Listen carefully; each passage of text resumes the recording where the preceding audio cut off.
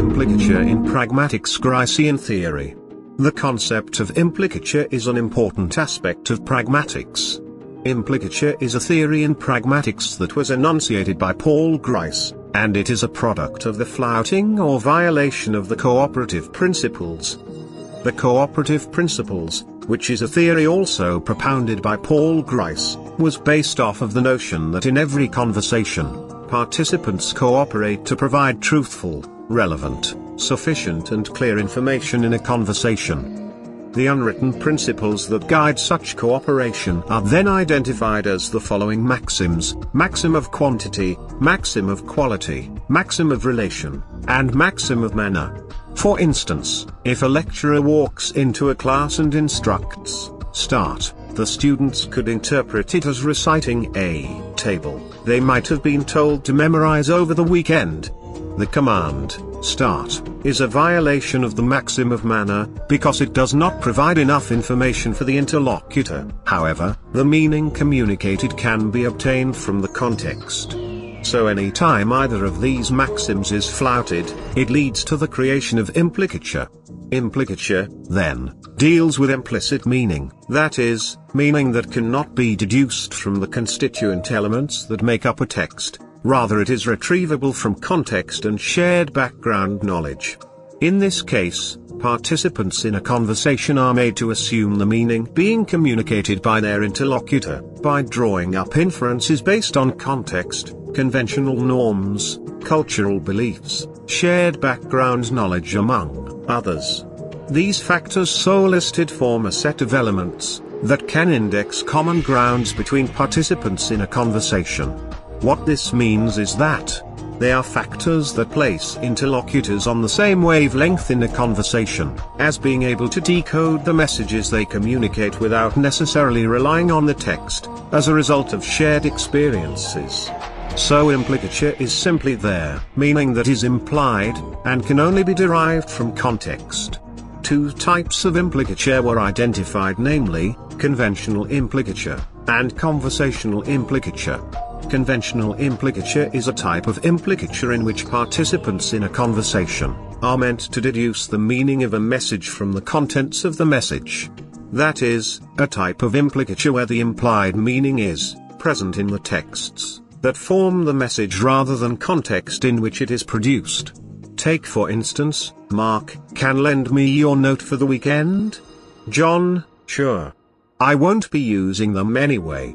In the conversation above, the intended meaning of Mark's utterance is to inquire from John whether he could take his note home for the weekend. John replied in the positive without having to think of any extralingual meaning, which may be attached to the text simply because the meaning was already embedded in the text. In implicature, drawing up inferences as to what the intended meaning of the speaker is the sole objective. But in the case of conventional implicature, the intended meaning of a speaker is that which is presented by his or her text, and so there is no need to draw up inferences. Conversational implicature is a type of implicature whereby the intended meaning communicated by a speaker in a conversation has to be inferred by their interlocutor, drawing from a number of factors such as the context of the conversation, the affective relationship between them, and shared experiences. In conversational implicature, meaning is implicit rather than explicit. That is, the intended meaning of the speaker cannot be deduced from their utterances, rather they are dependent on extralingual factors. Take for instance, two college students, good buddies, who had watched an anime known as Jujutsu Kaisen, and had seen one of the major characters say, "I'd win," when asked if he would win against a seemingly tougher opponent, but he lost. Had this conversation. Monroe, "I told Cornelius not to test the new teacher but he didn't listen." Cozy, "Bro really said, I'd win. Lol." Monroe, "Come on now, that was too much. Lol." It's quite clear what conversational implicature is by now, right? If you look at the example, I created a context for the conversation, established a relationship between them in order to help you deduce the meaning expressed by their messages. So you can see from Cozy's input in the conversation, that the meaning he communicates is extralingual, and for Monroe to decode them, He had to draw up inferences from their shared background knowledge of things and link them to the context of their conversation, in order to understand Cozy's intended meaning and respond accordingly. So that is conversational implicature. Conversational implicature comes about when one or more of the cooperative principles or maxims are violated. Since participants in a conversation are expected to cooperate, interlocutors usually assume, whenever there is a flouting of any of the maxims by a speaker, that the speaker is still being cooperative, and wants them to deduce their intended meaning from the context of their conversation. This leads their interlocutor to draw up inferences considering a number of factors like the context of the conversation, the relationship between them, their shared experiences and background knowledge. This is what they draw meaning from, which they assume to be the speaker's intended meaning. So implicature is just the same as implied meaning.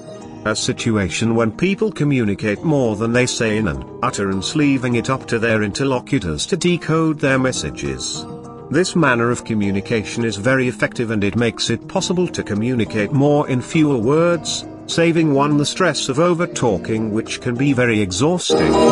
See you soon.